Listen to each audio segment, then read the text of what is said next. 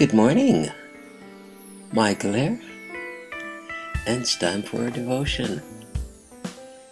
I'm reminded this morning of a statement people make sometimes. They say if you want to hide something, especially from a person of color, you put it in a book. And I'm always cognizant of that, especially when reading scriptures, because I sure would like everyone to know what thus saith the Lord. Today we're looking at Genesis chapter 2, and this is primarily about how God formed man and woman. Let's start. Genesis chapter 2. And the first part is subheaded, The seventh day, God rests. Verse 1. Thus the heavens and the earth was finished, and all the host of them. And on the seventh day God finished his work that he had done, and he rested on the seventh day from all his work that he had done. So God blessed the seventh day, and made it holy, because on it God rested from all his work that he had done in creation. Then the next subheading is the creation of man and woman. Verse 4.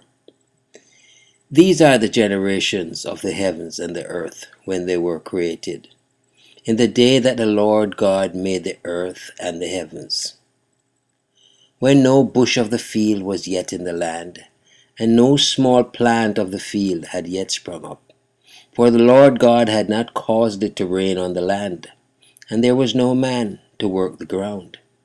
And a mist was going up from the land, and was watering the whole face of the ground. Then the Lord God formed the man of dust from the ground, and breathed into his nostril the breath of life, and the man became a living creature.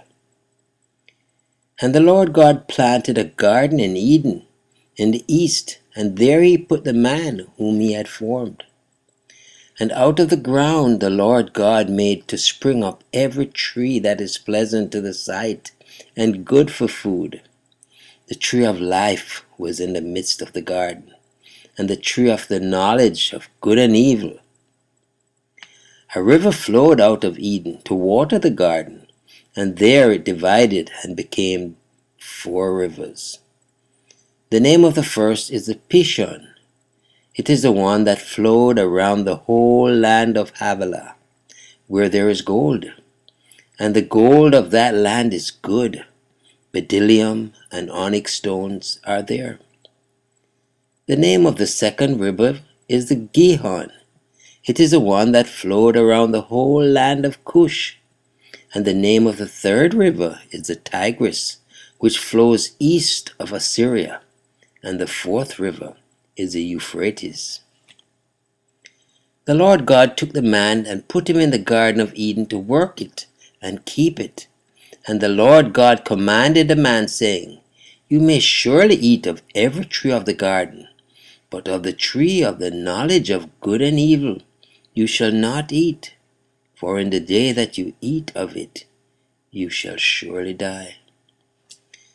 Then the Lord God said, It is not good that the man should be alone. I will make him a helper fit for him. Now out of the ground the Lord God had formed every beast of the field and every bird of the heavens, and brought them to the man to see what he would call them. And whatever the man called every living creature, that was its name. The man gave names to all livestock, and to the birds of the heavens, and to every beast of the field. But for Adam there was not found a helper fit for him. So the Lord God caused a deep sleep to fall upon the man, and while he slept, took out one of his ribs, and closed up its place with flesh. And the rib that the Lord God had taken from the man he made into a woman, and brought her to the man.